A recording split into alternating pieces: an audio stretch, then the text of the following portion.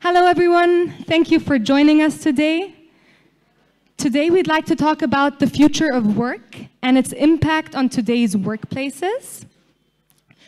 Back then, when Style Design created this co-working space with Consoleya, there were various discussions and a continuous dialogue about how will the workplace look like in several years and how did it change? So, as we all know, even before the pandemic, organizations went through a shift that people wanted to start working remotely. They wanted to work from home. And then the pandemic came, and actually this shift kind of became reality. So organizations are now thinking of other ways on how to support their employees and adapt to their needs.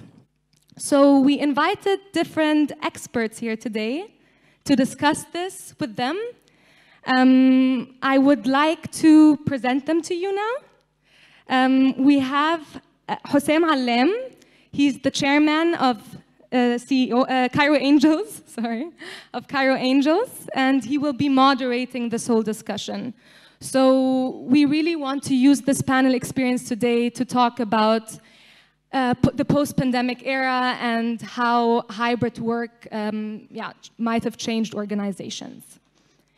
And all the way from Dubai, we have Baxter, who is the Herman Miller Insight Program Manager. Next to him, we have the co-founder and CEO of Mowafi Network, Mowafi.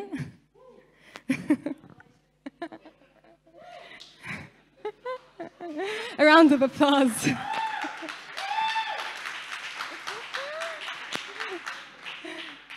Our strong female.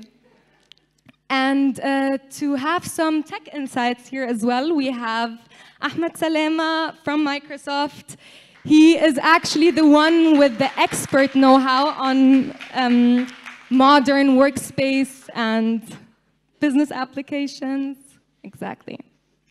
And last but not least, Ahmed El Sonbaty from Orange. He is Chief of Customer Experience and People. Exactly. Before we begin, though, and I would then, after that, give the mic to Hossam, I would like to thank Consoleya, especially Hanan Abdelmajid and her team, for organizing this event, making all of this happen. Also for Ismailiyah, that they provided this venue for us to have this event here. I would also like to thank EPN and the Rise Up Summit because they supported us in organizing this event. They made the professional network possible. So an applause to them as well.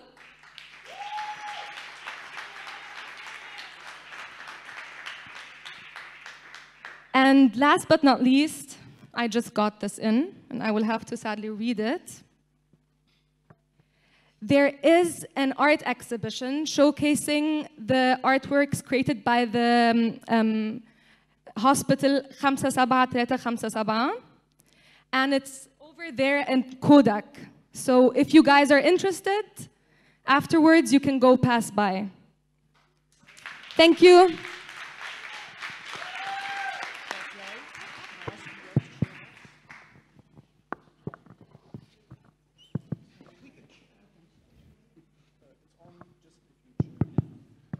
Good evening. Can you hear me okay? Hello, Awi. Thank you, Nadine, for the intro. My name is Hossam Allam. Can we be a bit modern about how we use this space and have some of the folks standing at the back just come stand here and here, kind of, let's say, just come on forward, right? Fish harak, just come on up. Right? Let's kind of huddle. And this is a session for creative thinking and open discussion. Okay, 2 people out of 50. That's not bad. That's not bad. Guys, just come up. Just come up, right? So, good evening. Can I just ask, are we live? خلاص, the cameras are rolling, كل حاجة on. We are streaming around the world this evening. Welcome to all of you. Thank you to Consoleya for hosting this fantastic event. I'm just going to do a quick show of hands so we know who we're talking to, all right? Can I just ask, how many people with a general interest in furniture, working in the furniture and furnishing an interior space or in the room? Okay. How many startups do we have? Nice. I sense 2 hands going up a couple of times. Same, fine, Mishi. Large corporates. No, you can't put your hand up 3 times. You can't be a startup on a large scale. I'm trying fine. So just like, no. Okay. Consultants, individual sort of advisors, anything like that? All right, okay. Other? No? One other. Statistically, 2 others, maybe fine. So good evening to all of you. This session is about, of course, what COVID did, right? What COVID did to the workspace, what COVID did to the job, to the work environment, and to the concept of work, and what the future might look like, all right? Previously, when we used the word disrupt, we always talked about technology. How can tech disrupt an industry or a company or make things obsolete? Nobody ever imagined that a pandemic would come along and disrupt the very concept of space and disrupt what it means to be present in a place. And that's kind of what we're here to address today. The last 2 years have hinted at what it means to work remotely, the opportunities and limitations inherent to it. And I think everybody who's present today, employers, educational institutions, public forums, large corporates, they're all rethinking now, what does the workspace look like? And that's what we're here to discuss. What I think we should all try to leave this session with, and you guys as an important part of this discussion as the panelists are, is what models stand a chance of success and which are doomed to fail, or at least what is the path to success and how do you spot failure earlier? And that's what I would like to kind of bring out. So I'm going to thank my panelists. I'm going to give each of them the floor for 30 seconds to tell us who they are, who they work for, why we need to hear it from them this evening. That's a lot to say in 30 seconds, but I can tell you that we're represented by Microsoft, Orange, the Mowafi network, and importantly, Herman Miller in from Dubai. I will give the floor first to Oliver. Oliver, who are you? Why do we need to hear it from you? Who I am? What a question. So essentially, I'm a recovering psychologist. That's what I did my postgraduate studies in. So what I'm really interested is in human performance. And I get to practice that every day now working for Herman Miller. Instead of rehabilitating people after working in offices for 20 years, I now get to be preventative with the designs that we recommend to people. Because all of this stuff, all the space around you affects you and your performance. So yeah, that's me. Very happy to be here. It truly is an honor and a privilege to be at such a fantastic space with all you wonderful people. Thank you. Thank you for coming in for it. Amy.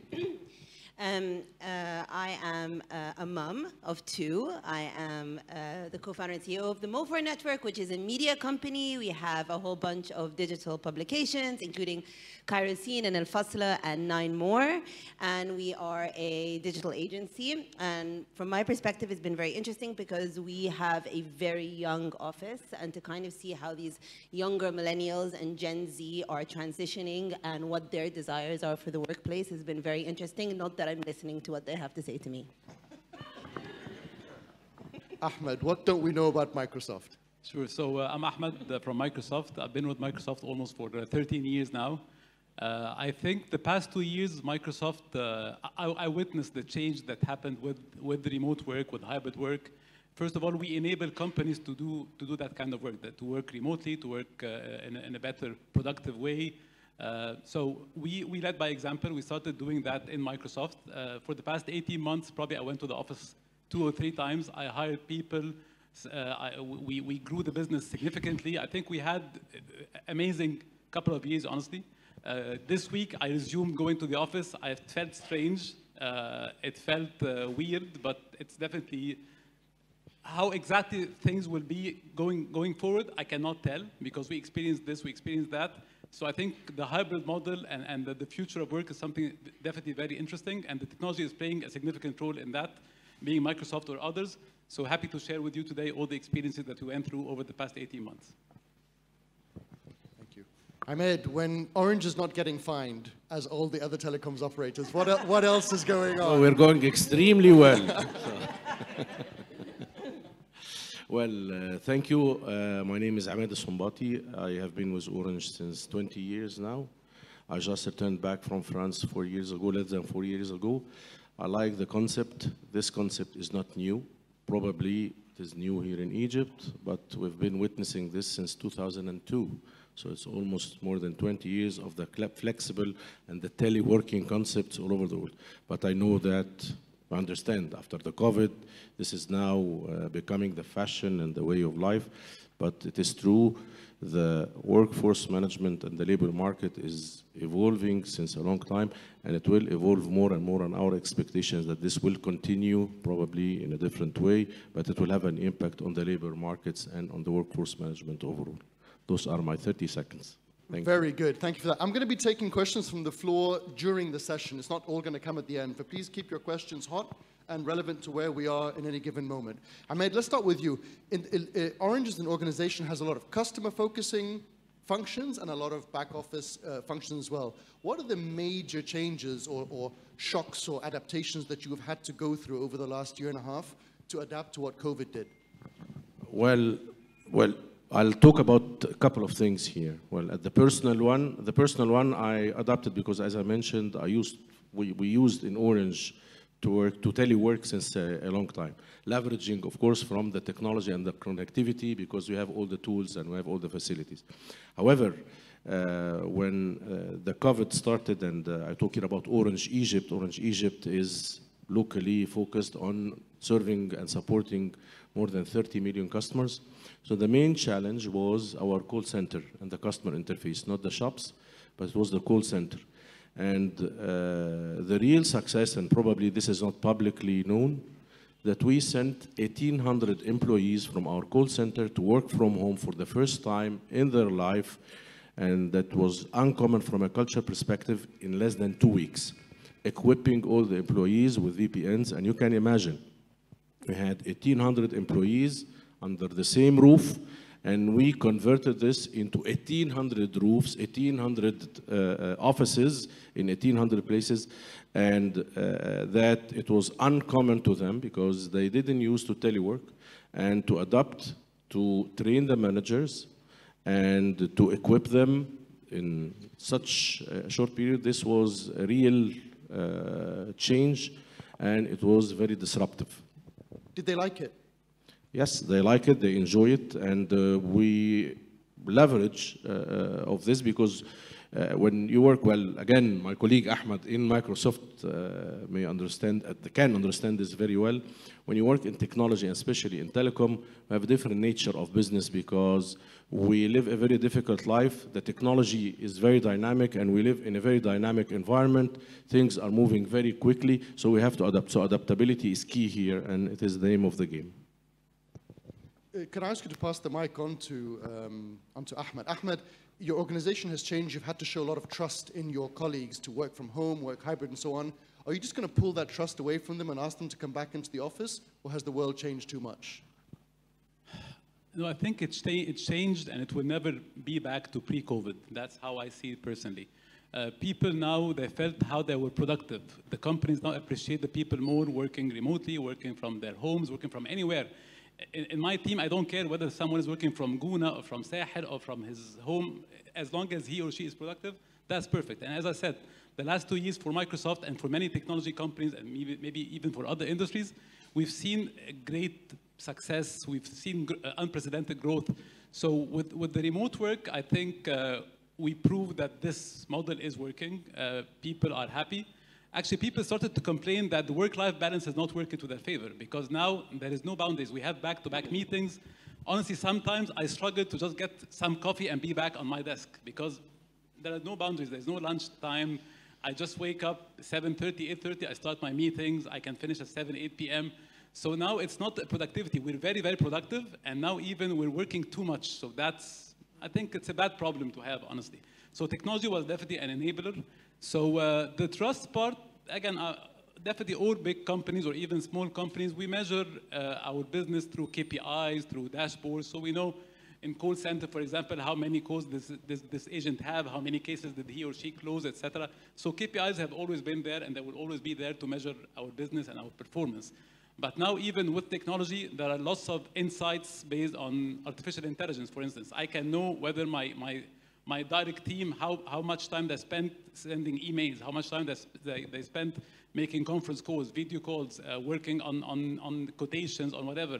So now with these insights, you can tell your employees, you know what, you need to spend more time on training, for example, get some learning, get some more knowledge, etc. So even now, the technology is helping me to guide my team to really leverage their time in the best way. So I think it's not a matter of trust anymore. I think trust is there, the businesses are growing, people are happy. Again, the work-life balance definitely is something that we need to work on in the future. But definitely, I think the model has proven to be very successful. Amy, the Mowafi network, like its owners, are quite sort of avant-garde, creative, bit cheeky, bit naughty. You sort of have to always kind of graze a bit of a risque line. Did the hybrid model help that, or did it choke off some of the creativity that came with that? You know, where my question is really going is, does character drive the work environment, or does work environment drive the character? That's a really interesting question. So we were actually one of the first companies to go remote on the precipice of the pandemic. So it was maybe end of the first week of March or the second week of March. And like I said earlier, this is an office of about 250 people. They're all very young, millennials, Gen Z. I'm the oldest one by far.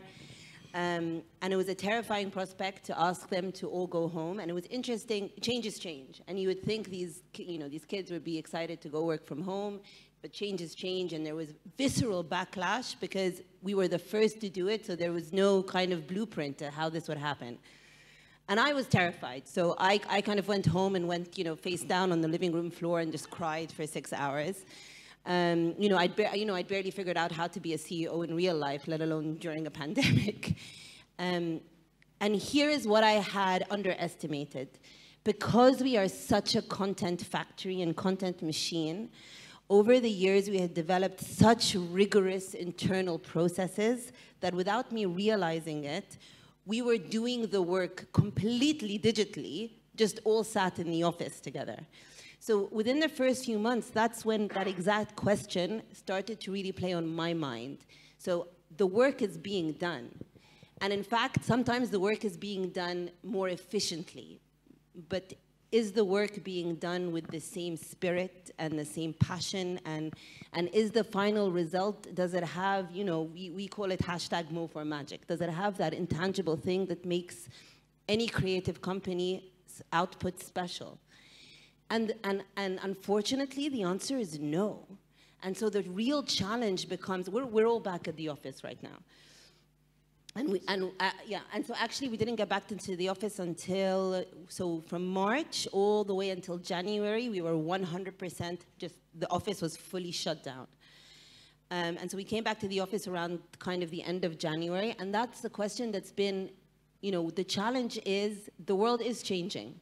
And once people get a taste of that kind of remote flexibility, which has tremendous benefits. As a woman, it has tremendous benefits. I hadn't seen, my kids are 9 and 7. I hadn't spent so much time with them in my entire life. And there's something very empowering about having that flexibility is integral to any company. But it's very, very challenging as a creative company because creativity doesn't happen in the task. It happens in the in-between moments, and you can't recreate that when you're working remote. In-between moments, that's a nice term.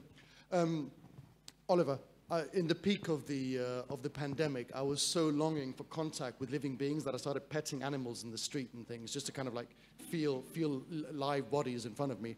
And I now find that in the organizations I'm involved with, that because the emotional intelligence has been taken out, I'm not needed to build relationships day to day, that actually the output is suffering. The quality of the work isn't as good.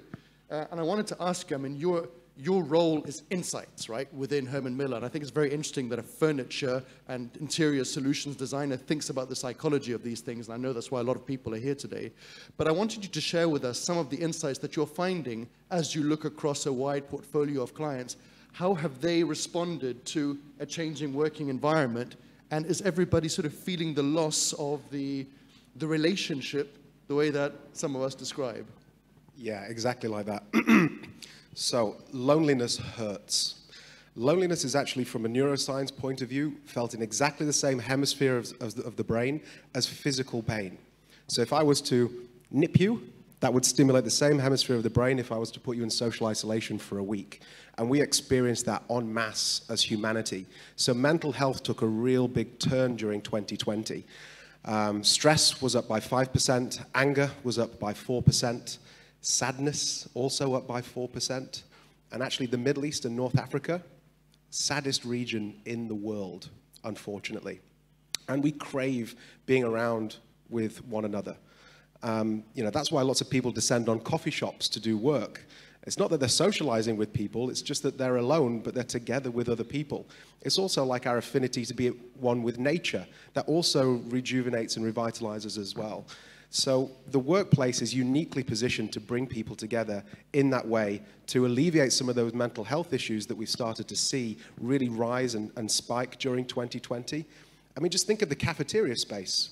Like, that was a nice to have before COVID. We'll try and fit one in if there's enough room.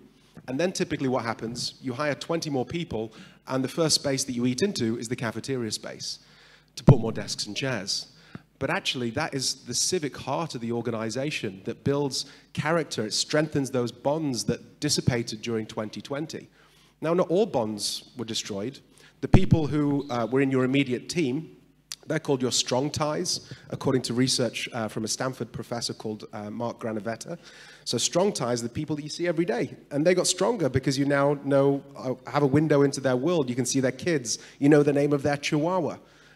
So the strong ties got stronger. But the weak ties, the people who were outside of your immediate team, they really just kind of broke down. And again, the cafeteria space is a wonderful environment. And this is what I really like about co-working.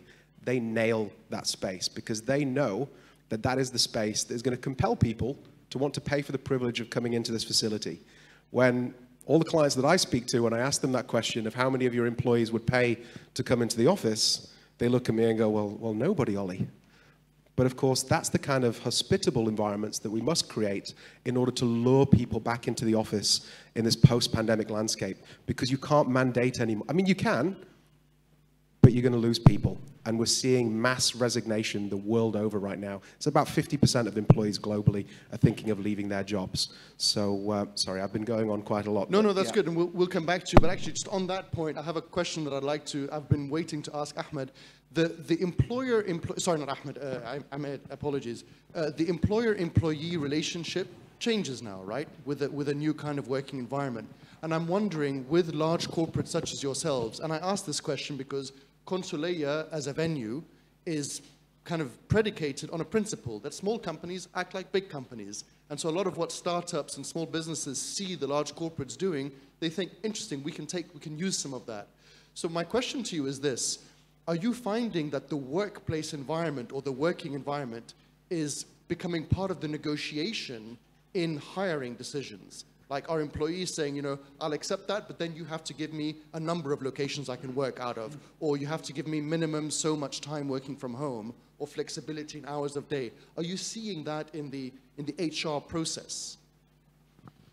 Well, I will first comment on the employer-employee relationship, if it has an impact or not.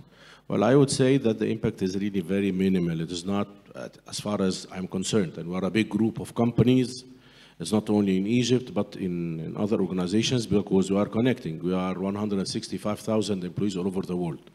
And all of them, they are impacted with the COVID. So I don't see a real impact in that sense. I heard in other organizations, but as far as we are concerned, I don't feel that it is that strong. However, we anticipate, because our job is to anticipate the future, and we have usually to look 5 years ahead. We anticipate that this will become the fashion. This will become one day a point of negotiation. But I don't anticipate that this will be, unless this will become a trendy in the market, and it will be part of it. So if what will become a trend in the market? That employers will offer this as a benefit. I heard some employers, they started to offer the flexible working as a benefit or as part of their benefits. You work 2 days a week, you work 3 days, and again, the offshoring concept is based on teleworking. People are working from home, working from anywhere. But to be part of, or as part of the negotiation between the employer and the employees, Not these days. I don't see it because what, and let me share with you, we are defining this situation since the COVID-19 started, since this pandemic has started, that we are in transition state. So we're not in the final part because there will be other implications on the number of jobs, the way of doing businesses. And I'll be honest with you, we as employers, we are leveraging from this situation because we're saving money. So, and we have been doing this since a long time, especially in the high-cost countries. So probably in Egypt, because Egypt is ranked as a low-cost country, similarly like India, Brazil, and other emerging markets. But again, there is a financial element about the savings that is there, so it's a win-win. We can call it a win-win part. But these days, I don't think that it is a point of negotiation. Some employees are leveraging from the situation now that they need to work, to telework, but it's not to the limit of a social relation issue. It doesn't reach this point these days. I'm going to ask one more question, then I'll open it up to the floor for about 2 or 3 questions, so get them ready. Ahmed, do you imagine, I mean, Microsoft already has a few offices around Cairo, right? So my question to you is this: do you imagine maybe having memberships at places like this and other co-working spaces where your value proposition to your employees is you can work out of any one of our locations, you know, during the week? I don't think this will apply on Microsoft specifically, because even before COVID, that was always the case. We never asked employees to come to the office. They always had the option to work from anywhere. They go to any office around the world. We don't care as long as they have access to the system, to the network, etc. And they deliver, of course, what they're supposed to do. We were fine. But actually now, I think Microsoft handled this from a different angle, is that when COVID started, we told every single employee, obviously you need to work from home because for your safety, because of the pandemic, etc. And we will even fund your home office. Go get the best desk, the best chair, the best screens, the best audio system. Make your home as comfortable as you wish, and Microsoft is paying for that. So instead of asking him to go and work from a cafe or from anywhere, or from a club or whatever he wants to, now, no, just stay home if that's your wish, and we're paying for that. We're paying for your internet. So we tried to make it as easy as possible to them. Of course, first of all, it was a safety issue, so everybody was concerned. We've been seeing the breaking news. We had people in our teams getting COVID, being hospitalized, etc. So first of all, it was safety concern. Stay home, be safe, and then let's speak about work. Let's make sure that we're delivering, etc. So I think, again, the place itself does not matter anymore in technology companies. Again, I'm sure that other industries would have their own challenges. For example, if I'm working in the oil sector, I cannot tell everyone to work from home, obviously. But I mean, in technology, it's different. And that's a luxury that we have in our industry. And again, this will definitely disrupt and evolve as many industries as possible. Some of them will not be able to change because of some legacy, the nature of the job, etc. But most of the other industries will definitely evolve big time in the coming few years. Is the sound quality okay? Can everybody hear us all right? Yeah? All right, please. First question right here. Thank you, ladies and gentlemen. My name is Mohammed Azam. I'm a board member of the International Association of Management of Technology. International Association of Management of Technology, the IAMOT. It's very nice to talk about the top of the pyramid. However, we have the base of the pyramid. Statistically, we have like 50% of people around the world, they have a sort of a digital divide. Either they don't have a computer or a laptop or a mobile or an internet connectivity or a quiet place to work or study. So this is the real issue, actually. If I'm talking about Orange or Microsoft or wherever big corporation, they are capable to do so. They are capable to mobilize technology to their staff. They are capable to restructure things. However, in reality, this is not the case. how we could solve the digital divide if we are thinking of the future of work, if we are thinking of moving more of a hybrid environment, moving more for more life-work balance, how we could solve the digital divide. This is the serious issue that's facing the world now. How we could actually train people for the future. How we can contribute to the base of the pyramid to leverage their knowledge and skills that capable to capture or to cater the coming wave of the technology. What about the metaverse skills that I need that will alter the job market completely if it succeeds? Actually, it's a very premature technology. Nobody can tell. It could be another failure or it could be another if it would be a success. Actually, that would change the face of our life totally forever. Thank you. I'm sorry for being late.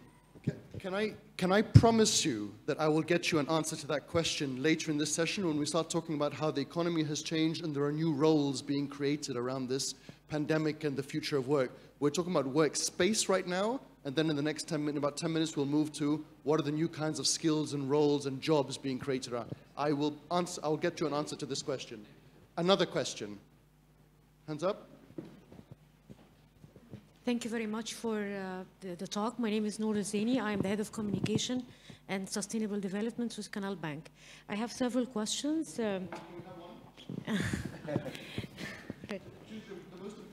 All right. We've seen models in Egypt like Mountain View where they've implemented the happiness office. So I call it the Google model.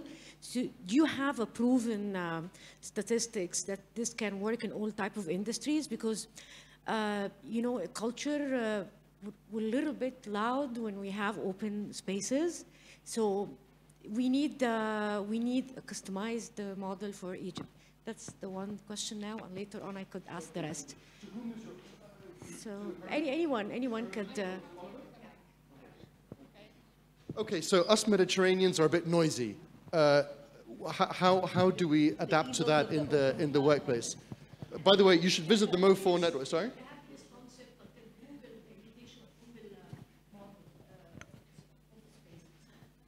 Okay. Yeah, happiness. Let's talk about happiness. Let's talk about happiness. Are you happy? I'm very happy, yeah. I'm about to become a dad for the second time next month, so I'm very happy. Thank you.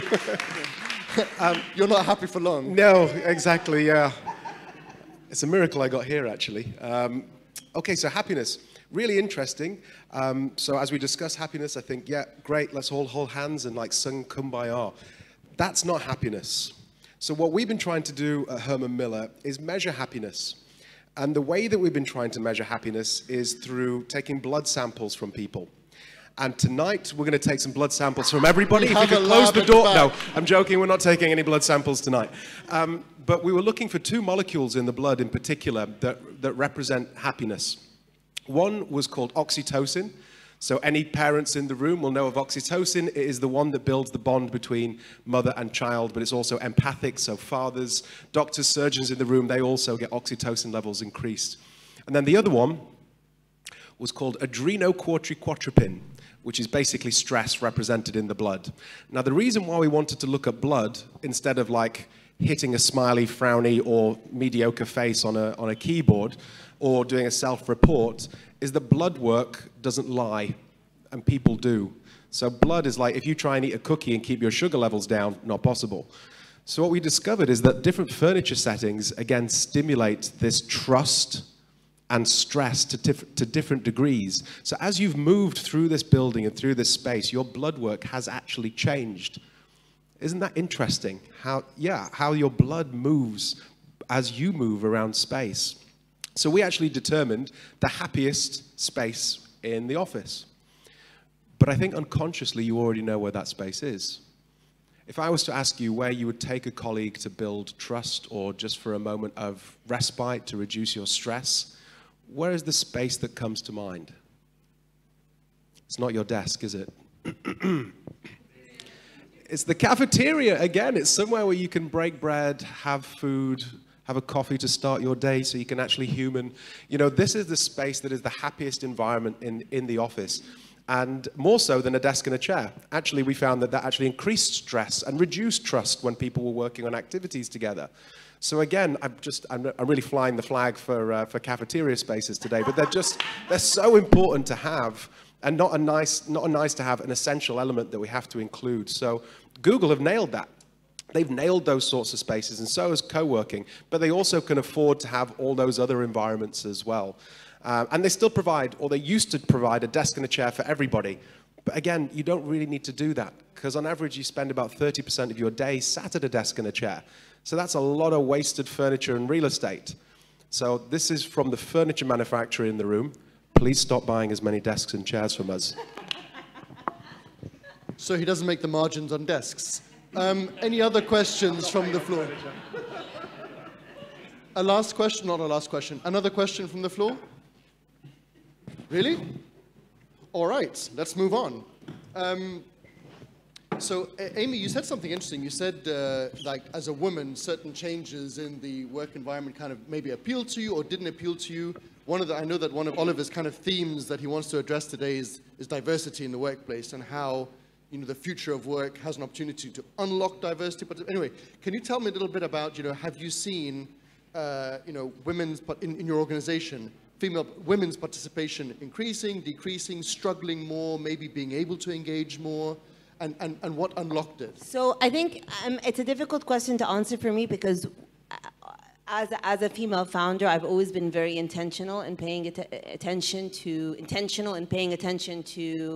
the role of women in my organization. Most of my department heads are female. That's not just because I chose them because they're females, because they are better. All right. That's another panel, I think. Okay. But what was the question? Female participation. Right, in female the participation. So it's interesting.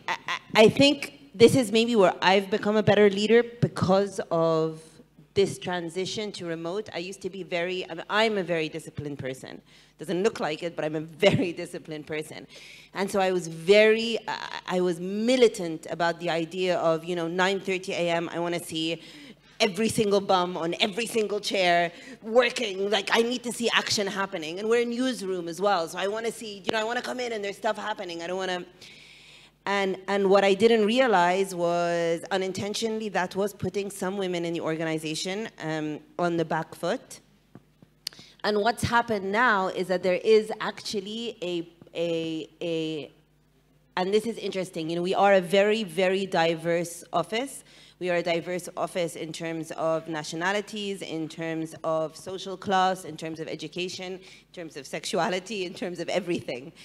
And it was actually the women who I hadn't paid enough attention to, who were perhaps from, you know, a kind of CD social class, who are working as our community managers, who had much more responsibilities at home and who didn't maybe have the support that other women had, or that I'm very lucky and fortunate to have, or other women who are young, free, and single had. And it was taking a real toll on them.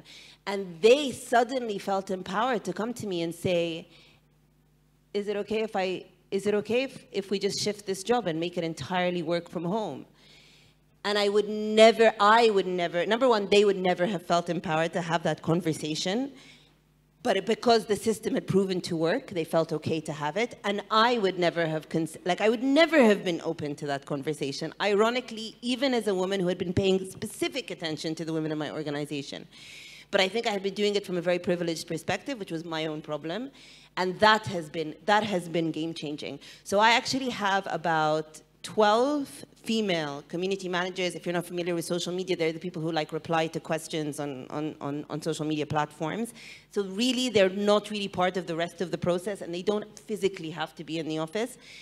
And some of them have kids, some of them are looking after older parents, some of them live في مناطق بعيدة جدا. And now they're able to, and now they're so happy, and they will come into the office maybe once a month, once every 6 weeks. We'll just do a quick, you know, catch up, and it's good. And so it's been very, very positive from that perspective. Is the change all around working from home or not from home, or are there also changes around hours of work, around bring your kid to work, maybe providing more support and infrastructure in the office? I mean, is it all just about where you work? Repeat the question, Hossam. Are all the changes that you've addressed around where you work? Or have there also... How you work? Or the when how, you work? When, yeah, exactly. So I don't have, the nature of our work doesn't give us so much flexibility in the when. We're media, so the when is now. The when is always now. Yeah, you know what I mean? That's fair You've enough. got to start the day Yeah, running. So really, I think maybe I'm in a unique situation because of that. So it doesn't have, so it is more where than when. I'm going to...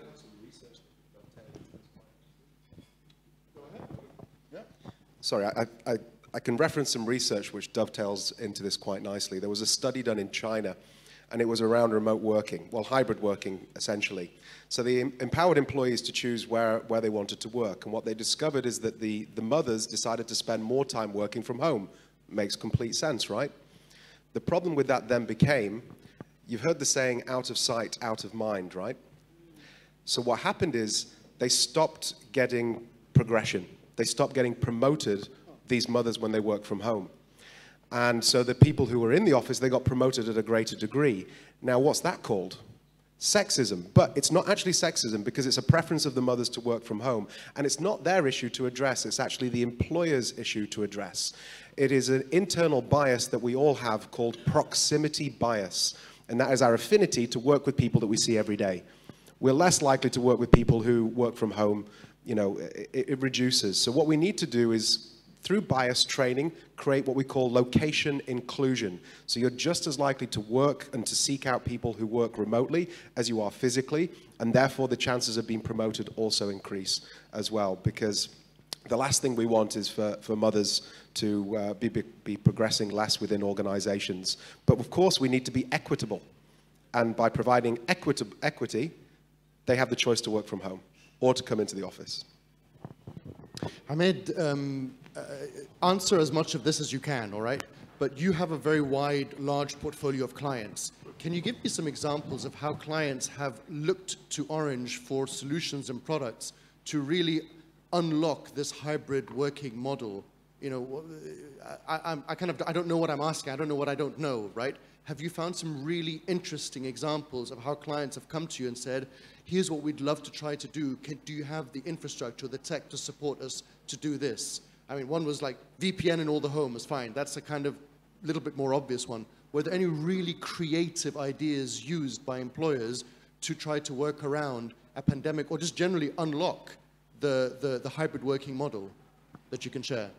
Well, no, the answer is very straightforward. We have requests from a lot of employers that they wanted our support in order to send their employees to work from home.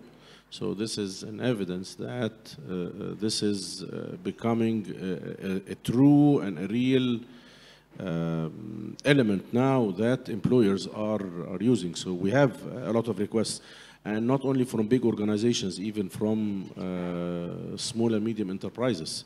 They asked about, or they requested actually to offer them tools to support them. And it's not only the connectivity and the VPN, because we are no longer in the connectivity parts. We are selling services and products, whether customized or on shelf as well. So the answer is yes, we see this growing in the market. All right. Oliver, oh yeah, please. So on the same point, so I'm sure that everybody in this room heard the term digital transformation maybe for at least 5 years, right? I think the biggest catalyst for digital transformation was COVID, by far. Anybody who claimed that had a roadmap for digital transformation, they knew how to transform their business, etc. This was never a reality until COVID kicked in, because people had to start looking at other smarter ways of driving their business. So back to your question, Hossam. So Microsoft works with almost every single company on the planet, in a different way. So many banks, especially in Egypt, they were always against some technologies, either because they're heavily regulated by the central bank or because of sensitive customer information, whatever the reasons are, but banks are heavily regulated. When COVID started forcing people to work from home, started putting some more restrictions, even the banks, they had to say, no, we have to take actions. We need to start adopting the latest technology. We need to even go and ask the central bank for some exceptions for new regulations, etc., because we cannot keep working the same old way now with all the COVID new restrictions. So I think that's a very good example of how really companies, they had to transform the whole community of certain industry. They had to put some pressure on the regulators to really change some regulation that have been there for tens of years now because of the pandemic and the whole new environment that we're working in. But let me continue with you then. I'll come back to your question in just a second, Oliver, because I'm interested in Microsoft as a large corporate. I mean, you have a business process, right? I mean, I'm going to simplify it now, but it's you spot a niche in the market, you spot an opportunity in the market or a need in the market, you do a bunch of design thinking, product development, you product test it, you send it into the market and it's go, and there's a lifetime to that thing. It might be a year, year and a half, I don't know, right? But the speed with which things are unfolding now may require you to crash, flatten, change, totally rejig that model. And I mean, is a huge organization like Microsoft even equipped to deal with that level of, and that speed of change? I mean, how are you having to restructure and reorganize to absorb that level of, that speed of change?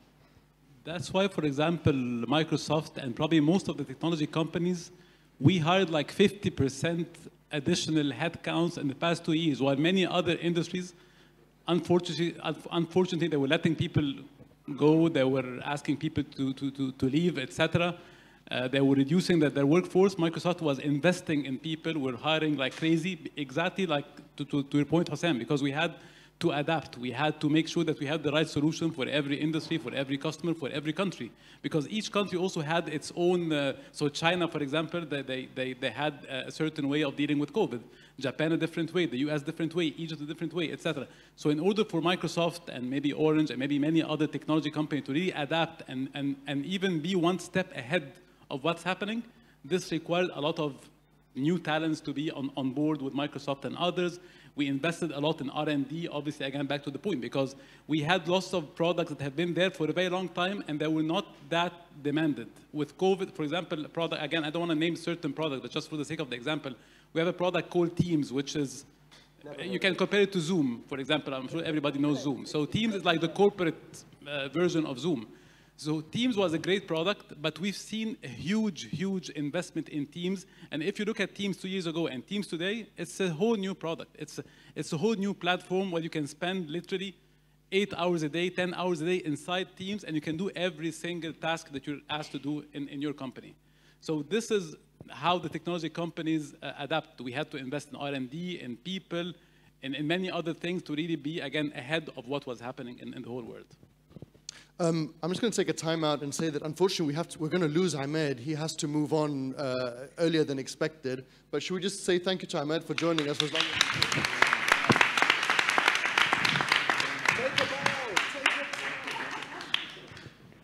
Thanks, Ahmed, for joining. Amy, back to you. So some of your work processes had to change. Some of the roles started changing where they worked from, when they worked, and so on. But did you find any new roles actually being created to adapt to hybrid working, new models of working, how you had to respond to the pandemic? Were there actually new roles that got created, and were there roles that got eliminated? So new roles? No, you're off. There you go. I'll turn it. New roles, actually, no. As a consequence of the pandemic, as many companies, we did have to cut back for that year and scale back and become more efficient. So new roles, no, is the answer. I have the mic now. I want to talk more, but I have nothing to say. You can just freestyle for a bit if you like. It's like start rapping. Okay. All right. I'm going to ask David a question, then I'm going to open it up to the floor again. So get them hot. David, let's give a sort of a shout out to the furniture fetishists in the room. Has the home changed forever? Is there always going to be an office? Like, is it the end of the guest room and the birth of the home office? Is that now a staple feature of home design? I mean, that's presuming that you have a guest room. So, I mean, when I speak to my clients and my friends that are in like Singapore and Hong Kong, for the most part, it's one bedrooms, it's End of the studios. baby room then. Yeah, it's really tricky for a lot of people, but it's usually the younger generations that struggle with that because they don't have the the money to afford the space to be able to convert the guest's bedroom or something like that. But yeah, we're definitely seeing a significant, I mean, this is one of the reasons that we were able to acquire one of our largest competitors during the summer is because of the will to support the employee at home. And I very much believe that it's the employer's responsibility to support the employee at home. And having reviewed a report from DLA Piper, which is an American law firm, they looked at different countries and where the sentiment is lying. And basically about 80% of countries, it's a legal requirement to support the employee wherever they choose to work, remote being one of those examples. And for me, ergonomic furniture is essential because when I went into the lockdown, I was on paternity leave and I didn't have any ergonomic furniture at all, and I worked for the company that invented ergonomic furniture. So I was working from my standing height dining table for like 8 months and developed a wonderful condition called sciatica. Anyone experienced sciatica in the room? Yeah, it's awful, isn't it? And there's not really much you can do to rehabilitate yourself, even though I do stretches almost every day. I go to the gym 4 times a week now. It's just really difficult to rehabilitate yourself from that. So I realized I'm just going to get the best furniture that money can buy and do my home setup. Height adjustable desk, really great office chair, monitor in the right position. But it's not rehabilitating me, it's preventative measures. And I think this is something that we really need to hit home to the younger generations, that although you're not feeling any musculoskeletal disorder right now, it's in the mail. It's in the post. It's coming. And interestingly, you talk about new roles. We're putting up positions like almost every week for gaming, because gaming is the new sport. And these 12-year-olds that are winning competitions and winning millions, well, if they want to continue to win millions, then they're going to have their musculoskeletal system supported for the longest possible time, so that when they're in their 30s or their 40s, they can continue to be competitive in the same way that a sports person has to wear a helmet when they're competing. So everything's changing. Everything's changing around that, and I think it's really for the better. We all resented like our own well-being during 2020 because we had a brush with death, and I think that's why people are more willing to invest in home ergonomics to support their well-being so that they don't end up like me with sciatica. Okay, come on, read it. They've got a bit of question. You want this one? Oh, a question, good.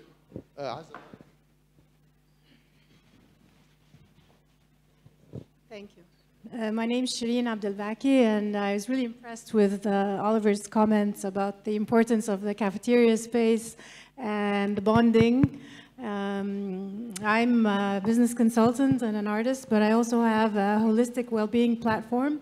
And before COVID, I was doing corporate workshops, and a lot of what I was trying to advocate was you need to have a free space where people can just go for 10 minutes and take a break and just, you know, meditate or read or just zone out. So, but along those lines, I had a question with in relation to work from home and how people benefited from less commute and less stress. But at the same time, don't you think, I haven't read the research on it, but what about the no boundaries in time and structure and people working longer hours and just, you know, work, because it's there and they're there and the computer's there and nothing happens, you know? I don't know, I kind of feel that kind of increased the stress in a sense and less what are your thoughts on that? So the research is saying it's elongated the day by about 48 minutes. Of course, impeding the work-life, and I know you said balance, but that doesn't exist. Work-life blend is the closest thing that exists right now. So we want to make sure that the working hours actually reduce, not elongate, because it's impeding our lives. So if we look at like the culture in Japan, and Microsoft actually have some really interesting research that they did on their own employees in Japan, because Japan, for those of you that aren't aware, they have like the longest working hours in the world. So what Microsoft decided to do was, instead of having the employees come in for It's usually about 6, maybe even 7 days a week. But let's say it's 5. They asked them to come in for just 4 days a week. And they measured the performance of their employees, and they saw a big spike in productivity. And when I say big, I'm talking 40%. Over how long a period of time? I'm not entirely sure. No, because I can increase productivity for about 6 or 7 days, but can it be sustained for a year or two? It was, I mean, it's not longitudinal, but I would imagine it was like between 6 months and a year. So we know that reducing work hours actually produces greater performance. Now, Japan, Microsoft is a bit of an anomaly there because of the working culture in the region. But when we see like New Zealand and Portugal do something similar, it's around about 20%. Now, when it comes to working longer hours, it's up to us to set the expectations for what we're willing to put up with, right? You're working longer because you're willing to work longer. For me, just like a really simple thing is every day, an hour is blocked out at lunch in my calendar so nobody can put anything in there. And if you don't do that, then you know what happens. People see there's a blank space and they put something in your calendar and then they put another meeting directly after that. So you've got to, set the expectations for everyone out there. And if you don't do it, hopefully the country that you work within will. So you've seen what's happening in Portugal and France, right? Yeah. It's now illegal to contact your employees outside of business hours. You get fined. Yeah.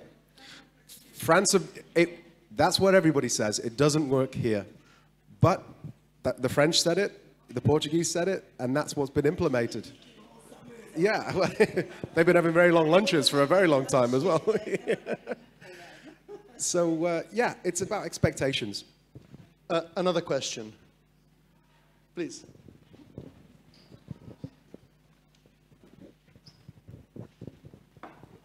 Hi, I'm Sharif Kazman. I'm the CEO of Extreme Solution. And as somebody who has been working remotely for almost 10 years now, and I've been having our team with a hybrid model for almost the same period, as I work out of a different country and our headcount is based out of Egypt. I've had access to experiment a lot with hybrid. Hybrid came even way before COVID, but COVID just did catalyze everything into more gas pedaling, into getting things fast. Now, one of the questions I find it very interesting with access to talent. Our organizations have been trying to accommodate for the hybrid model, but the question is, are we changing the processes to get access to different kinds of talent that was not geographically present within our reach? Our organizations have been, for example, Cairo-based, so most of the talent is Cairo-based. Now, with the hybrid models and the access of technology, we can get more into Upper Egypt or Alexandria or other governance.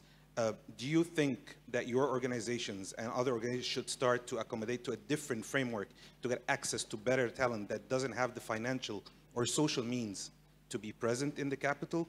Or how do you envision that's going to be changed? I'm not following the question. I don't know if the others are. I'm not following the question. You are? Okay. All right. Go ahead. Yeah.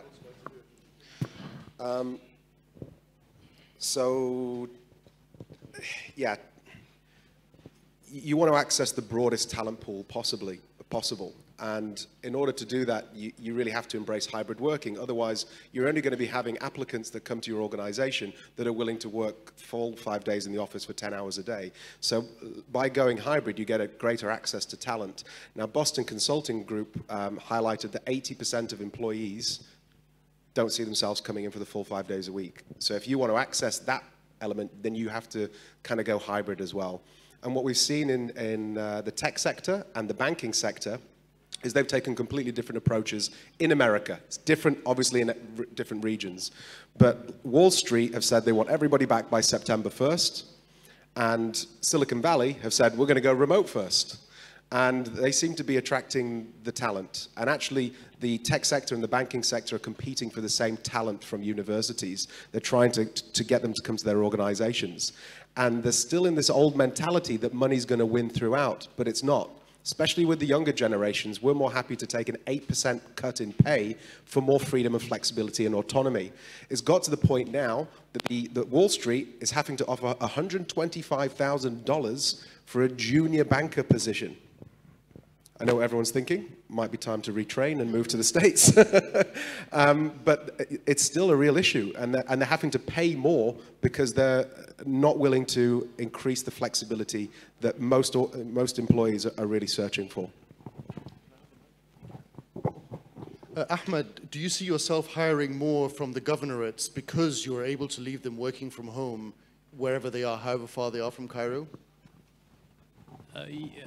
My experience is beyond Egypt. So in Egypt, yes, we managed to hire great talents from outside Cairo. But actually, the example I have is that, as I mentioned earlier, we hired like 50% more workforce in the past 18 months. I personally hired 15 people in the past 18 months, and almost one person per month on average. So we hire people from Pakistan covering Kuwait, and they've never been to Kuwait for at least a year because of the COVID restrictions. We hire people from Morocco covering Egypt. Again, they never came to Egypt. They just had to change their working hours just to accommodate for the time zone. That's it. So how can we spot the best talents? Again, seeing a person for an interview, I think this is history, honestly. If a person can impress the interviewers in, let's say, 3-4 interviews online, audio or video, I think that's impressive enough. So imagine if that person is in front of me in the same room, I think that would be he would even impress me more. So again, finding the best talents, finding really smart people, productive people, etc., etc. I think that's not a challenge by any means with technology. I think actually we're spotting, I think, better talents now leveraging the technology. And again, there are no boundaries. Again, I don't care where the person I'm interviewing is sitting right now. The only thing I would care about is the time zone. So if he's in the US, Canada, Australia, he or she would just need to adapt. That's it. But where do they sit? No one cares. Do we receive any questions online in this forum? Dina, just a second. Do we receive? No, we don't? Okay, khalas. Dina, please go ahead. So my question is a little bit related to how any experience shares on how to retain culture within new hires or going forward. I mean, I'm sure technology does this all the time, but in general, when you retain new people, I found it very hard after COVID, when they haven't been involved in the culture, to reconnect, to connect in the first place. How do you create culture when everybody's remote? I think this is such an interesting question, and I think it's one of the core questions when it comes to remote working or hybrid working. I think what many of us probably in the room took for granted when we went remote is that we were all functioning on the borrowed time of a history of connections and relationships that we already had. Can we just keep quiet in the room, please? يا جماعة اللي ورا من فضلكم الصوت. Sorry. Yeah, we can keep quiet even when it's not a corporate Microsoft talking. So I think we were all working on borrowed time. We were all working on a already innate understanding of the different personalities and characters in the room. And لو قلت ده بالطريقة ده ولو اديت الشخص ده الشغلانة دي, I know how he's going to react. It is a very, I don't have an answer for this. I just do know that it's one of the most challenging things, exactly as you say, is how do you onboard someone who's never experienced that culture in the first place, whether pre-pandemic or you know, obviously during the pandemic, who didn't have that previous experience. I don't know if anyone in the room has answers to this, because that's certainly one of the biggest things that I found challenging. And actually, so there's an interesting, so Hossam, wave. Hossam is our editorial director. And there was a hire that we made halfway through, I think, the year when we were working remote. And every day, Hossam would message me about this hire, going, I've had enough. That's it. That's it. We're letting this person go today. We didn't know him very well, and he didn't know us very well. Only when he became part of our culture and he started working with us, and you are able to have the conversations and experiences, those in-between moments, you begin to see the strengths that are beyond the CV and the strengths that are beyond the frustrations that you're having because he hasn't answered that email on time or he didn't do the task in the way that you thought. He's now one of the most pivotal, integral people in our organization. He's still a pain in the ass, but he's a pain in the ass that we're willing to put up with because we've discovered so many strengths that we just couldn't when we were working remote, and I don't know what the answer to that is. But is that then maybe the purpose of your office, to create in-between moments so that people can then leave and do the actual work? But you know, you can't plan them. That's the problem. And so this was the other thing. So I think it was a big organization. I was reading about it, and it was exactly. You can't. Sorry, say again, Dina. Masalan. Yeah. But culture is not something that happens in a moment, right? And it builds can't up over a number schedule of micro experiences. So the other thing that I find very, like when people are talking about hybrid, is there's a lot of conversation around, okay, well, you know, Salwa will work 2 days in the office, Sundays and Mondays, or out of the office, and Muhammad will work Wednesdays and Thursdays out of the office. But what happens when Salma and Muhammad need to have that conversation? I mean, it doesn't, so unless you're going to say, okay, so the entire company gets to work on a Monday from home, which is also not practical. You know, I think there's a lot of very sophisticated conversations happening in technology and big conversations in big boardrooms. But the reality says the person who just launched an NFT platform. I did just launch an NFT. It's at @nifty_Arabia. Follow it.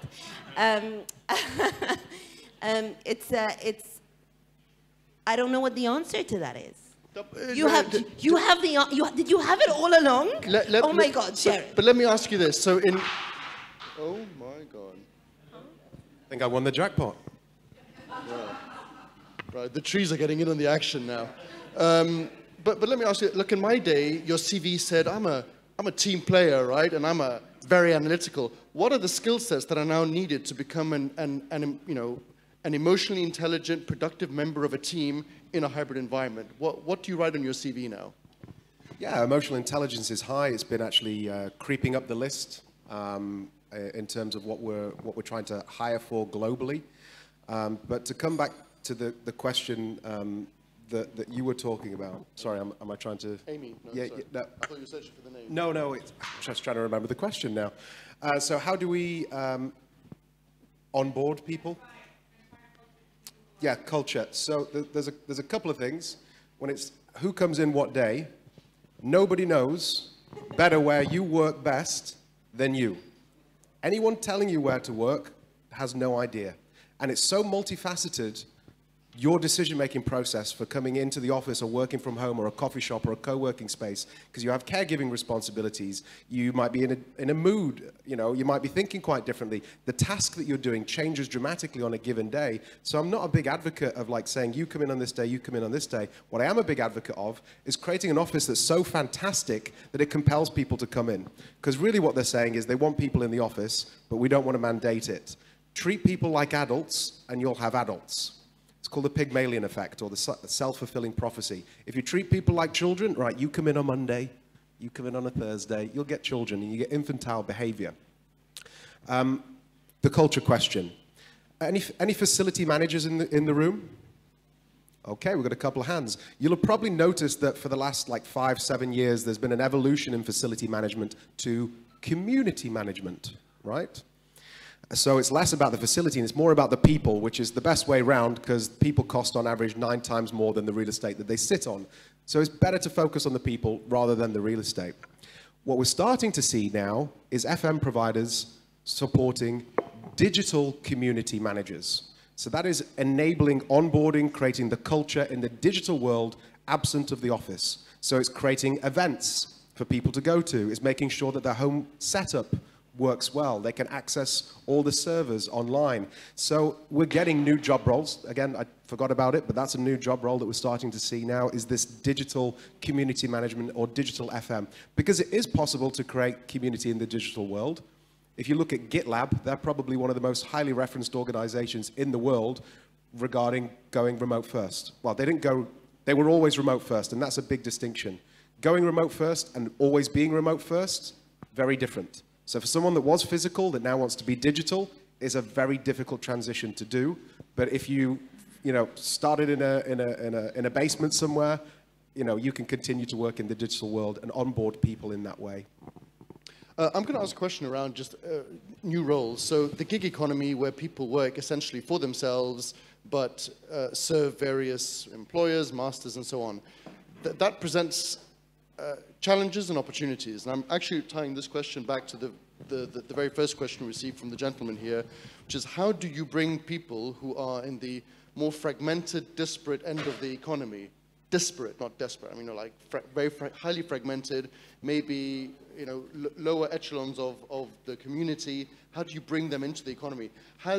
I mean, Ahmed, this is a difficult question to direct you, I realize that, but have you seen opportunities to involve, at the gig level, people in your business in ways that maybe previously you would have had to hire them full-time, but now you can involve them sort of in more part-time or super flexible models?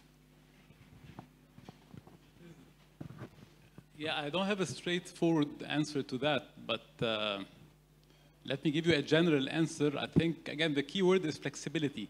With the hybrid work, it's flexibility. So as long as we're flexible with getting the right talents, with headhunting the right people, regardless of where they are, regardless of which nationality they have.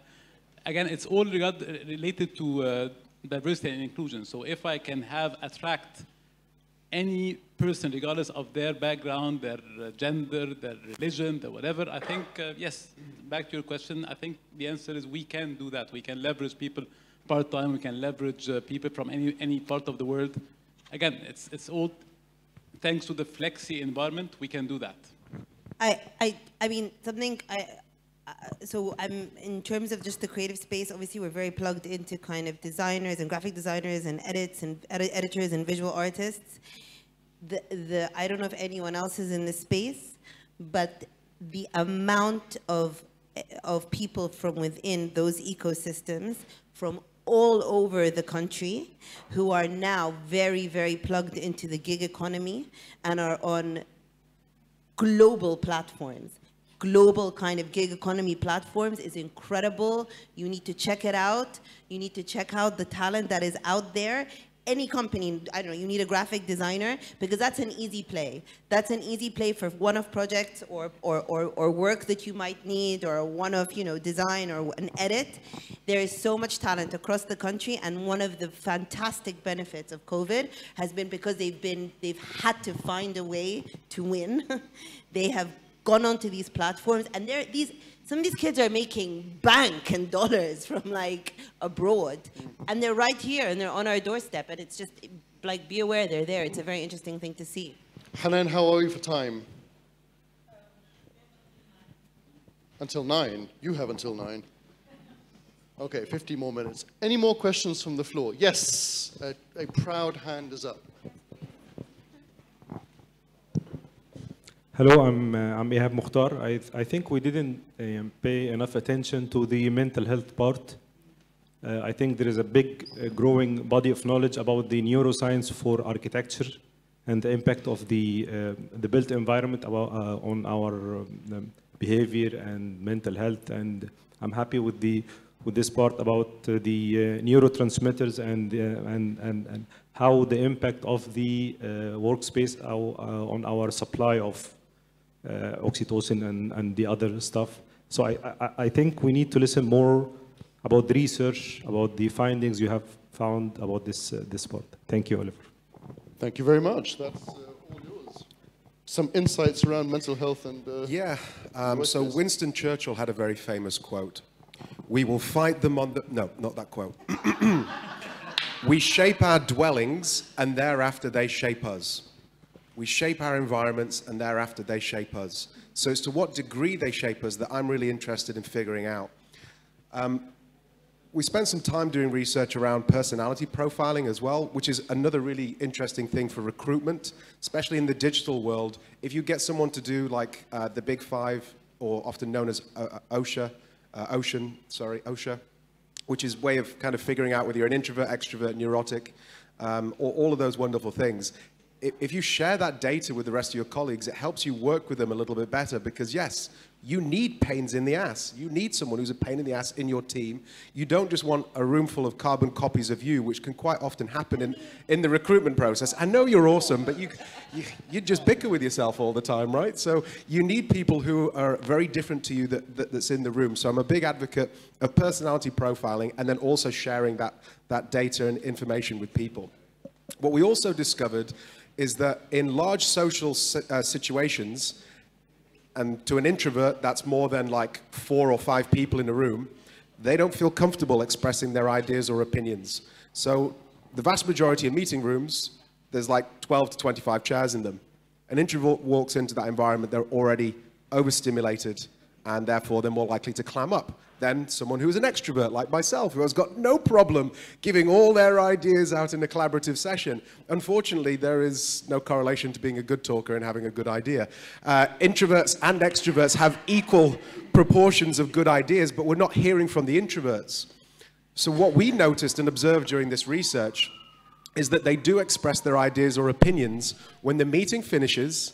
They transition through one of those magical rectangular things known as a doorway, and as they're walking out, they say to a colleague, actually, I think this is a good idea. And they go, well, that was amazing. Why didn't you say it back in the meeting room? And they're like, I don't know. So you end up having a post-meeting meeting just on the other side of the meeting room entrance or exit. Who's had noticed that happening before? Yeah.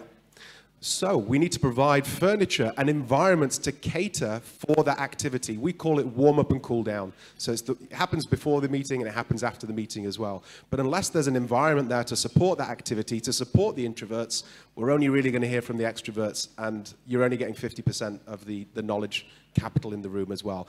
I could talk all day about the mental health stuff. There's so much to unpack there, but I'll just throw one thing out there. Engagement was steadily going up. So engagement in 2017 was 15%. So the global workforce was engaged, only 15% of us. So that's 85% of us not engaged, not motivated to do the jobs that we're doing. It steadily went up. 2019 grew to a whopping 22%. And then, of course, during 2020, it dropped by 2%.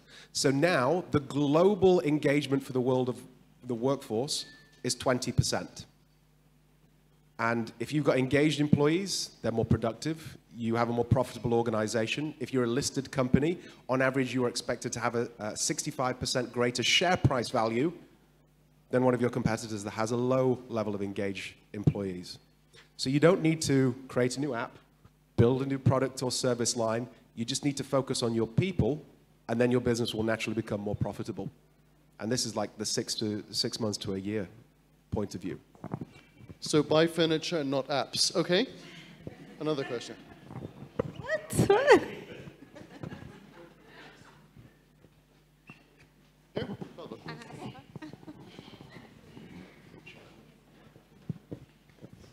Thank you.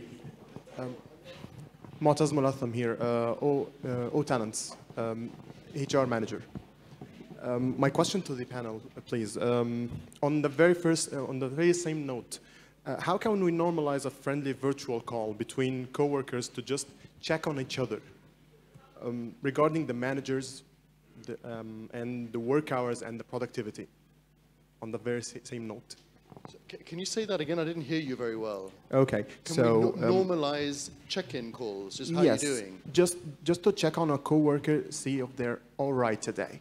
Yeah. We start our day in the work from home environment. We just start our day with the emails, with the actual work itself. When you come onto the office, you just check on the people. So just like the old Facebook poke, how you doing? Yeah. Yeah. Something like that. Interesting. How can we empower that or actually normalize it in regards with the managers, because they're always looking out for the productivity and the work hours, you know? Do we develop an app for checking in on each other, or what? We have enough calls as it is. I don't think the checking in call is really necessary. We used to do that a lot at the beginning of the pandemic, and it was voluntary. And yeah, people started at the beginning, and then it just slowly faded off because nobody was really interested in doing the checks between colleagues. It relied on people kind of holding their hand up to say, look, I'm having a particular issue right now. But what we do is we survey employees every 6 months. So we use Gallup. Does anyone else use Gallup in the room? If you don't, you should check out Gallup, fantastic research institute. Most of the statistics I've been quoting today are from Gallup.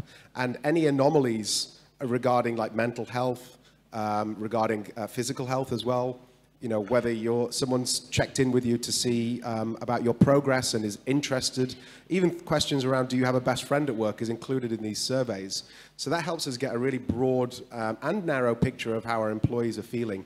I feel like we've gone too far into the digital world with calls, and like the Teams tiredness and the Zoom fatigue is like a very real thing. So I think, you know, we're hopefully going back to the office for some of the time, and then the digital world for other elements. And I think the best way is to allow self-selection for the time that occurs. So I'm sorry if I didn't answer the question the way that you wanted, but I'm just, yeah, I got really frustrated with those check-in calls. Just checking in with you, don't. I'm fine. We're going to wrap up in about 3 or 4 minutes, but can I ask the panelists to have a think about a question to answer sort of in 10 seconds right at the end before we wrap up? What do you think your work will look like in about 7, 8, 10 years? What do you think work looks like when you get up in the morning? What does your work look like? No. I know I can answer that right now. I hope I'm not No, we're not doing it right now, Amy. Yacht. That's why I said in 3 or 4 minutes. Any other questions from the floor? Yeah. Well, my question would be for each one of you for me to give me just a quick answer and an imagination how the offices, how the working environment will look like in the, let's say, near future. I want to know, will it be, each one of you, will it be much more like coming back to the office again, or maybe more concentrating on this co-working spaces that can be used eventually, or how will it, what will be actually in the future the case for the offices? Ahmed, is it going to be the Matrix? I think it will be hybrid/remote and more on the remote side. But definitely in technology, we're not going back to offices. I don't think this will happen. And I don't think it makes sense. I think it's a waste of money, it's a waste of space, it's a waste of time. As long as you can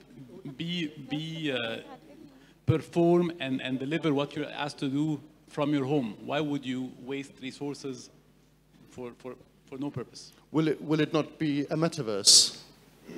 That would be Is that what from the home. office will That look would like? be remote work as well. So again, because I don't know how much metaverse would need really to evolve and to really be a mature technology. It can be a couple of years, it can be 10 years, no one knows yet. But I think it would be probably short term. But again, that would be a remote work still. So, yeah. I mean, I think it would be doing it a disservice to the diversity of workplaces and the diversity of industries and the diversity of people to give a kind of big blanket response of where we're going. I think it'll depend on the type of industry that you work in. I think it depends within the industries and within a specific company, the tasks that you have to do. I don't think it's going to be this or that. And I think we use this word hybrid a lot, but I don't think any of us have really defined what that means. I think it will be hybrid. I think it just remains to be seen what that hybrid looks like. And I think there's a blurring of lines in our conversations between the impact of remote versus in the office versus home, and the impact of digital full stop. I think when we have conversations around mental health, I don't think we're having a conversation about am I at home or am I at the office. We're having a conversation about how constantly connected we are.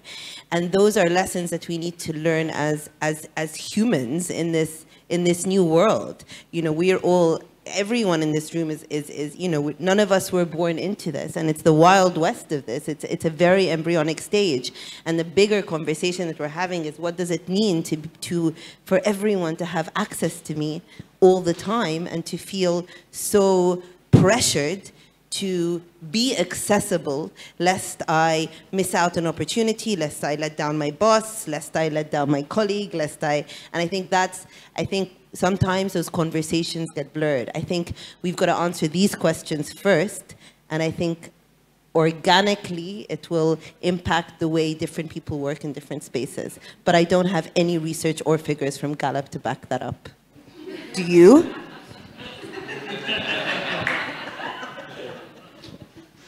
I do actually, yeah. I don't need to moderate. I don't need to moderate this session. So,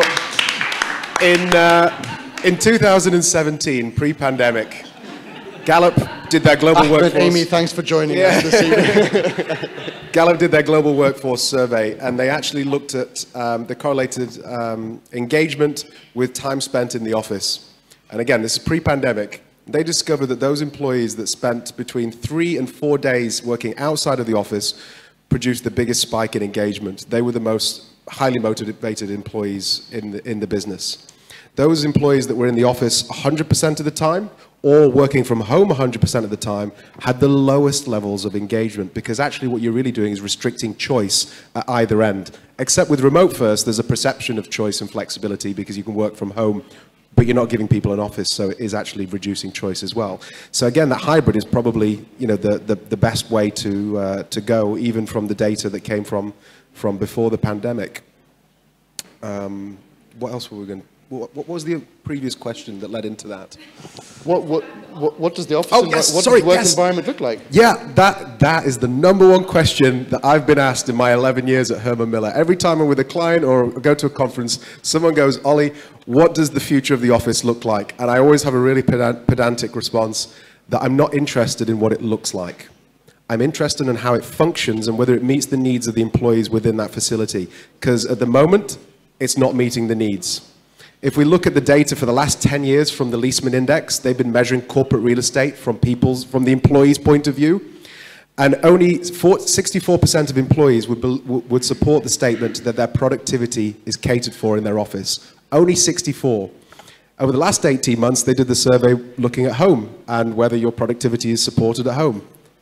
83% of those employees said that home is there. So that's a 19% difference from office to home. And we spend trillions on offices, and we spend a fraction of that on home. And it seems to be better because we can tailor it. We have more agency around what we can do in our own home environments. And I don't know about you, but I had like Amazon orders. I'm not trying to show off here, but I had Amazon orders come in every day, you know, so I could tailor my experience at home. You know, I've got a light in my face so people can see me a little bit better. It also irons out the wrinkles. That's a pro tip there. You know, microphones so that people can hear you more clearly. You know, think like plants for my background, because my background now speaks about who I am as a person, which is really strange as well. So yeah, it's, yeah. I think the metaverse as well is going to be really interesting. And I'm hoping to sell some digital furniture into the metaverse at some point. So actually, I was having a conversation in the break before this. Apparently, I think it was in Germany, there'd been a study with students saying, would you buy digital clothes? So clothes that you could only digitally wear on a call or in a, like, that's the only, you cannot wear it, it's only digital. So like your background, would you buy a digital background? And then you start just having a digital presence. And most people said, yes, they would pay money for that. So maybe your NFT business is not completely crazy. But anyway, last question from the floor. Yes, please, you have a mic, so use it. Hello, hi, this is Soha. I'm an interior designer architect, and I do also admin buildings, admin spaces. And so this is more of a commentary on everything that was said, a personal experience. Uh-oh. So not going to be too long. But basically, one of the companies here in Egypt, work in operations, maritime, shipping, things like that. And it was a company that was really interested in doing things really right, engaging. They were moving into a bigger office, 300 employees. And they wanted to do everything right, engage the employees on, you know, what furniture they're going to have, what colors. We have a beautiful cafeteria with all the facilities and everything, very Google-like. Productivity increased, and they were measuring, you know, the productivity, and then came the pandemic. And this beautiful office that we had built. So the owner called me back, and they were like, so we have the pandemic, we sent people home, and guess what? After everything we've done, productivity actually increased even more, having them out at home and not in the office anymore. For how long? For how long? Now I need to go back and ask, actually, because that was a year after the pandemic. And then they resized and reshifted the office into, so they don't have everybody have an office, but people can go in and work at the office, and they have meeting rooms where they can have different settings, you know, like living areas and cafeteria. So if they would want to come in for a meeting, they're more than welcome to, but mostly everybody's working And till then, the productivity had increased. Now we are a year after. And so I would like to actually give them a call and see how it's going now, after this is actually the reality. But anyhow, this was, you know, the reality, and this is actually what happened to one of my clients. So anyway, just a commentary. Thank you very much. We are out of time, I'm afraid, and that means even no time for my last question, but you kind of took the steam out of that one anyway, so that's fine. Please join me in thanking our 4 panelists. One of